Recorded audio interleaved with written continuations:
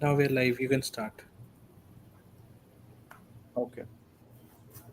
All right.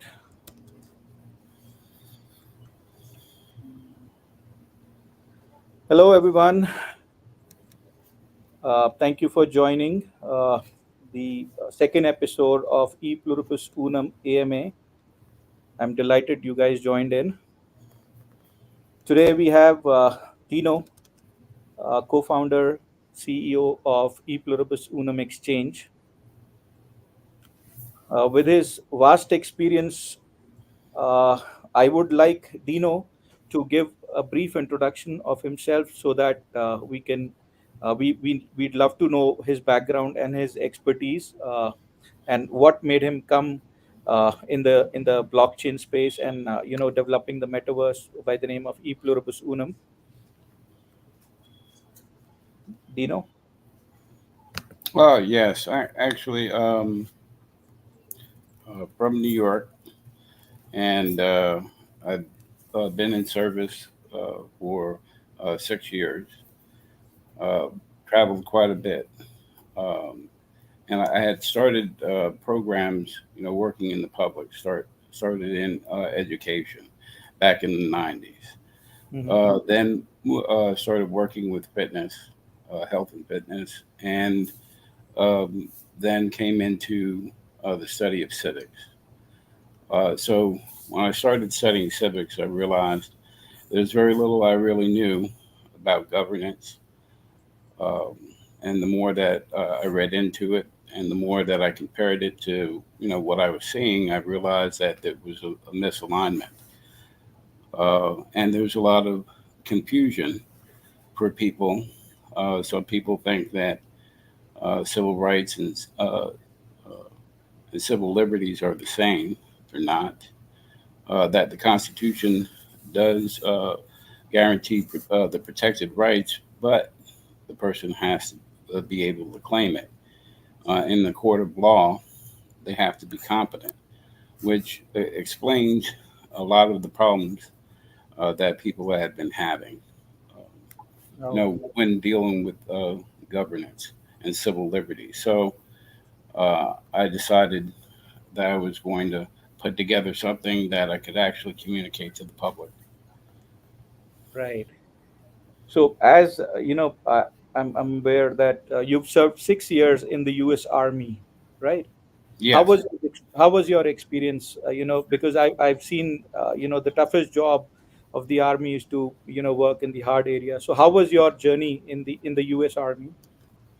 Well, I was a 12 Bravo 20, so I was a glorified infantry. Uh, and what it taught me was adaptation and also leadership and being able to, my MOS, my military occupational specialty was 12 Bravo, which is a combat engineer, and they build bridges and they remove obstacles, which is something that I found also as a metaphor for the things that I do now. So it taught me a great deal about discipline. It taught me a great deal about preparation, and taught me a great deal about working together. Right, great man. uh, that's something. It's an honor. I mean, the way we see they are geared up with all the latest.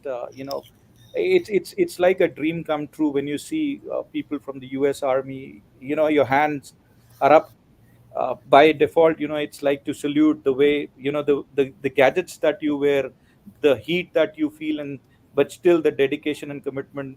I mean, that's hats off. And truly, U.S. Army, the veterans deserve when they are transitioning to a civilian life, they need support, which sometimes maybe a negligence. But we know with CLE, the ultimate cause that you're working is for the veterans, so that their transition to a civilian life is normal, and they get all the essentials that they require, right? Yes. Yeah. Great. So, yeah, the thing about the culture of the military is that it's strikingly different. It's about teamwork. It's about people working together and depending on each other to Right. be successful. Right. Great. So, since we are in the Memorial Week and it's a weekend, Memorial Weekend, any message to your fellow veterans or anything to showcase? I've heard that you are honoring all the veterans by placing the monument in your metaverse. So, can we run that video and then we could discuss on that, right? Yeah, certainly. Okay. Great.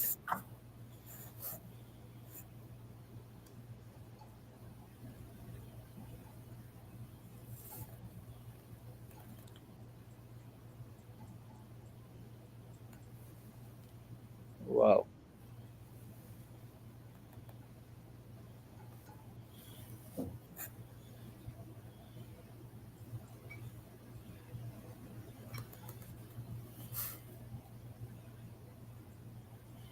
Great, great man. I mean, I'm getting goosebumps to see the soldiers saluting. I mean, that's something that eh, I have no words to express how the feeling is. But yeah, what I mean, what made you think of getting this? To give an honor to the veterans who are supporting or who are coming to the metaverse. What's the history behind this? Monument that you placed. Yeah, Well, please. it's kind of a blend of a couple of things. Hmm. In my time in Washington, D.C., I actually spent a lot of time on the National Mall. And a lot of the memorials that were there inspired me. The construction, the architecture, the symbolism was very important. So the Iwo Jima War Memorial was one, and I kind of combined a little bit of that type of architecture into the monument to kind of remember uh, right next to Arlington Cemetery is also where I have members of my family interned. So for me, it's personal, uh, because my brothers are also paramilitary. I'm paramilitary. So we respect the sacrifice of civil rights Hmm. that the veteran has and what they put at stake every time there is a conflict. Hmm. Great. So, I mean, in the final part of this video, we saw, an island in the shape of turtle. What brought you the thought that this could be, something, or is there some ancient connect, or I mean, how did it landed in your mind to have an island in the form of a turtle? Well, Turtle Island is by those who are indigenous to the Americas, is a reference to the continent, mainly North America, the Atlantean Islands, Central America. So Hmm. it just is another way of recalling an ancient tradition, what the lands were referred to, and try to make the connection between the land and the people. Right. Wow. So we do have these features too on the metaverse. I can see a person walking it. Oh, there's a roller coaster. Wow. Well, one of my favorite places is Coney Island, and uh, uh, also a new favorite is Santa Monica. So we wanted to bring a sense of entertainment and enjoyment, also relaxation. Um, Most people associate a lot of their good experiences, family vacations, with time at the beach or amusement parks. Right. So whosoever is entering the metaverse will have the privilege to take rides on it. Oh Um, yeah, you can jump on wow. it. And if you go in the first person mode, you'll get as dizzy as you would on a regular amusement ride. Right. Great. Oh, so that's the amphitheater that we have. Yes, this the amphitheater is a way for the community because the amphitheater was a way of communicating knowledge, but also share uh, experiences with the community. So, and that's what we want it for as well. We want to make sure that any Mhm. talent, whether they're just starting off or well known, world renowned artists, have a venue where they can come to and it'll be accessible anywhere globally. Wow. So the purpose of setting up this stage, uh, you would be inviting the artist. How are you going to manage this amphitheater? So that the audience can know what is in that we have to come for. Um, the way that it's set up is that it's going to be based on the platform's utility token. That's a CLE, which is Uh-huh. Civil Liberties Enforcement, and that's connected to our um, decentralized distributed exchange. Uh, Uh-huh. and those tokens are used within this environment to purchase tickets, as well as get merchandise, retail um, type of streaming. Can we pause it here? I mean, I'm liking the way this guy is moving. So, is it a gesture that everyone could share, or it is something that you've done for now? What you mean? What he's doing now? He's now. Yeah, yeah. I mean, it's like a dance move or what? Yeah, actually, number 8 is one of is my favorite, where he really gets down. But yeah, so there's a lot of different gestures. I mean, from fist bumps, high fives, to simple Wow. waves, but also applauding. So there's a lot of unique things about the avatar. In fact, they're highly customizable to where you can get one that is very lifelike. Right. So when you're talking about highly customizable, so is it something that when I'm coming to the metaverse, since as the journey goes, we have to pick our avatar and then move in. When we talk about customizing, will it be customizing as per my requirement? Like I could do it as to replicate myself, the kind of dresses I would like to wear. Since you were talking, it's a connect with the ancient times, the legacy of the tribes and all, so I could wear those dresses and come to the metaverse. Yeah, well, so traditional headgear, whether Wow. it's the fez or the turban, um, which was worn by people in the Americas, uh, not just in other areas of the world. But so this way, there's tribal clothing as well. That's an option with a futuristic style to it as well. So we want to be able to celebrate different traditions and cultures within the Wow. metaverse. So we're going to be offering that type of option. Also, languages. We're going to be instituting a translator within the program itself. So when people are communicating and it's in different languages, there's a translator that also assists with a person understanding Wow. what's. So you've broken all the language barriers. Being an Indian, I speak Hindi. The other one who speaks English, we can still communicate. Yes. Wow. Wow. Wow. That's nice. I mean, that's something out of the box that you've brought. I mean, it's not that you have to be of the same religion, same language. It could be different language, but the way you communicate, it is going to be seamless, right? Seamless and borderless. Wow. Yeah. Wow. That's commendable. That's a nice, I would say that's something I've never seen in any of the metaverses giving that capabilities. And apart from that, the kind of recreations that you're offering, I would have taken a pleasure of playing a beach volley or maybe dancing on a DJ. So have you thought of those components too? Oh yeah, actually, there's going to be a DJ venue uh, within our VIP car club. So we're going to be showing people different types of vehicles, electric, also gas operated vehicles, showcasing them. People will be able to test drive them.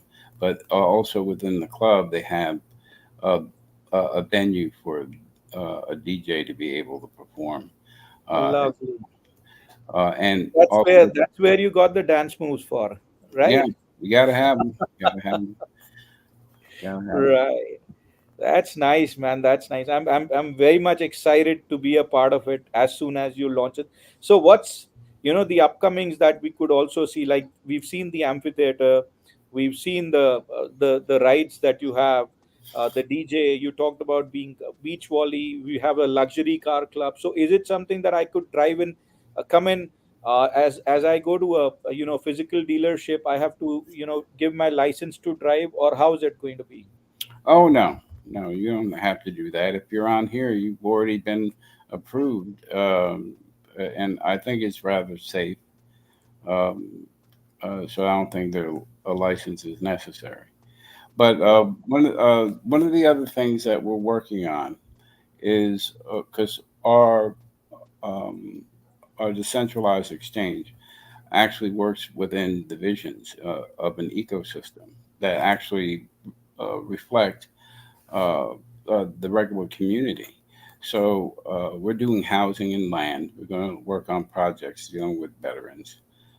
So a lot of that's also going to be reflected here on the site. So we're going to build um, actual offices, and also there's a community music center. We're working with music industry people as well that have their own foundations, their own projects, and a lot of that's also going to be demonstrated on the platform as well. So it's not just veteran; it's veteran driven and based, but it's also for the community to be able to come together. Wow, that sounds like a robust system. Uh, if you could elaborate for our audience that what's the role of E Pluribus Unum Exchange and the Trust Network in supporting the veterans and the civil liberties enforcement? Well, civil liberties, as you know, is connected to the Bill of Rights, the Constitution. So when we talk about constitutional law, there are those that are sworn to uphold the Constitution and its principles and protected rights of the people. And for the most part, executive law covers that, but it's also the people's um, responsibility. And more so, it's the jurisdiction of most veterans. So they have a veteran oath or a covenant oath that each veteran takes, and it never changes for the rest of their lives. They're under that oath, whether or not they're active or not. So this also gives them an opportunity to conclude or continue with their oath of protecting the people's rights domestically. No. So by doing that, it's an active thing that they're doing in participating with the community, so they can maintain their culture, their practices, um, but also connect with the community as well. Nice, nice.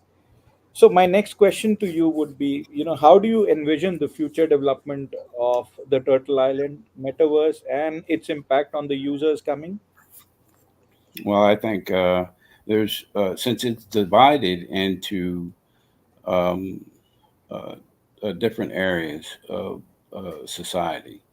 Uh, whether it's transportation, whether it's justice, whether it's labor, energy. These are parts of governance. So anyone who has a position now um, could actually enter into the platform and establish themselves within the ecosystem.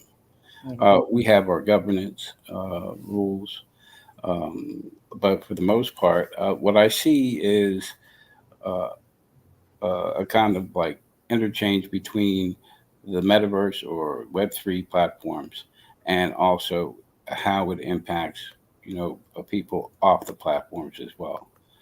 So there'll be a connection between the two. And I see people actually being able to put some of their ideas, institute projects that normally would be very difficult because of all the regulatory issues that they run into or funding issues. I see them being able to bring it onto this platform and being able to, promote it and let other people know. That's nice. So this is the website where we have the CLE token and the main page where we could have the metaverse, right? Yes, Okay. So just for the audience to know, when you tend to go to the, I mean, if you have to support, if you could walk through that, how they can support the cause, the social cause that you're, you know, helping the veterans and live a more, civilians' life. If you could walk through the audience. sure. Now, there's the Civil Liberties Enforcement Token is a utility token. That Hmm. feature is very important. So it's more than just a fundraiser or crowdfunding. It Hmm. actually has a purpose. It's actually used within the exchange between all um, uh, both the people as well as any other type of commercial entities that may be on the platform. So it's a working society and economy um, that also is easily connected to existing systems. So it's interoperable with other platforms. That means that the same thing that you can do with Bitcoin or Ethereum or BNB or Solana or any other token, you can actually swap this token for those tokens or swap those tokens for this token and be able to utilize it within the ecosystem. Now, obtaining it is simple. If you have a decentralized wallet, MetaMask, Trust Wallet, or Exodus, you just go on to the site, make sure that you have enough BNB because it actually operates on the Binance uh, Hmm. network system. Uh, and with the BNB in the wallet, you come to this page, and you can use the internal web browser if you're doing it on your phone, and go to this site, connect the wallet, and then go to the next page. If you go to support CLE, Okay. Let me clear. Okay. Oh, right. So it calculates. yeah, and that's automatic. So Oh. it has an oracle that connects to the existing rate of BNB, Hmm. uh, so it's live. So Okay. So when I have to connect my wallet first, and then I would be able to see the conversion, right? exactly, Oh, okay. and it automatically displays the wallet and for verification purposes, also as well as importing the token into the wallet, you'll have uh, the address for the wallet also, uh, the Right. the contract address. This brings me to another question. Like, nowadays there are a lot of modern scams that are happening. Data is being leaked.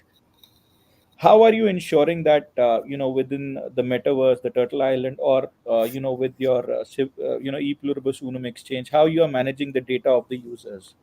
How can we, assure the security and privacy of that?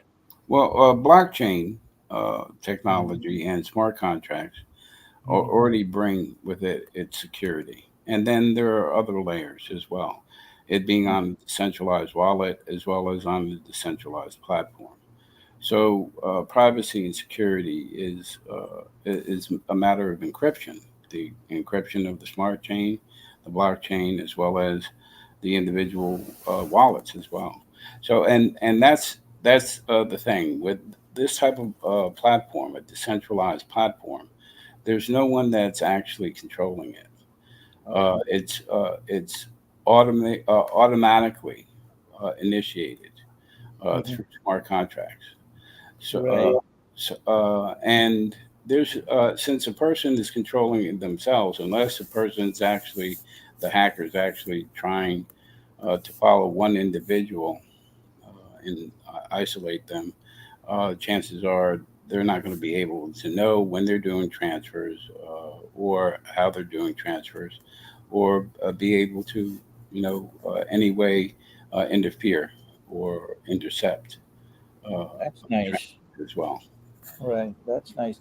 One more thing that certainly I would like to check, like in today's days, when we walk around the shopping malls or any place that's more, you get very immersive experience. Like they have the VR gadgets, the way they could move around. So is it something that you're bringing up with your metaverse too? Well, the interoperability is going to be able to expand not just from our metaverse or our decks to others. We're also looking at the adaptability. There's for people who aren't familiar with it, there are also second layer networks that we're going to be implemented onto our platform. So there are going to be applications Mm-hmm. that allow people to purchase retail right from the metaverse. Oh. So they'll be able to use augmented reality if they had like um, goggles like the Meta 3, Mhm. um, and Oculus. be Mhm. able to actually make purchases, and those purchases can range. We're looking at adaptability by placement on the platform with major manufacturers of vehicles. We're also looking at tokenization of real estate.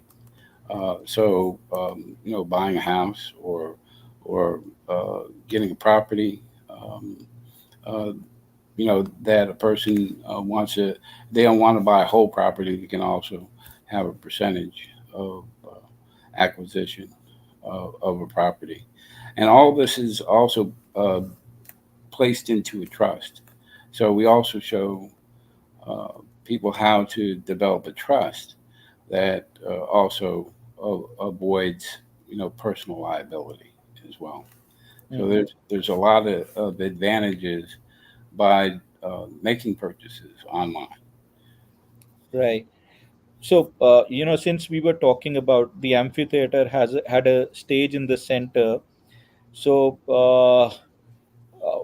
I mean, just a thought that comes to my mind. Will you be inviting the artist of big names, or the artists that are popular in your country, like US? How are they going to be participating in that? How how the whole engagement goes? As you already told that there'll be multiple languages that you'd be supporting. So simultaneously, will you be screening that the live show in multiple languages too? Well, part of what we're doing with some of the more recent technology and Hmm. collaborations Hmm. is bringing the most lifelike avatars for the VR performances, and Oh. also having them simultaneously be able to perform and for the user to be able to select the language that they prefer. So that's part of what we're integrating right now in the construction project, um, and what we're going to eventually be doing is putting out very well known artists, especially those who are concerned with the security of their likeness and the rights of the use of their images. Um, it's actually a protection for the artist to be in this type of platform. I think we're going to attract a lot of very major artists onto the platform. There has been an expressed interest. It's not a new thing. So for for people who don't realize, there are VR performances that are going on, but most of them are recorded, um, not so much live. So, but we want to do the live performances, and we're working with Doug Rashid. entertainment, and a lot of the professionals within the music industry who are guarding the name, image, and likeness of artists and looking uh, to promote their rights onto the platform. So that uh, I think it'll be a very attractive feature, for our venue. Right. So as soon as we release the banner, for having the second episode of AMA, there have been a lot of enthusiasts who have been questioning us, just to let them know that since we have 1,000 CLE giveaway with this AMA, so we would be doing that on the YouTube community after the event. We'll be announcing that, and you know, uh, to summarize, just a message for the audience in a summary that that talks about Turtle Island and CLE, if you could like to project, because there have been people who have joined us late. Maybe to summarize, it would give them a clear picture on how and why to come on Turtle Islands. Yeah. Right. Well, the thing about the metaverse is that it's limitless. In other words, it could be built from now, and I don't see any end in sight.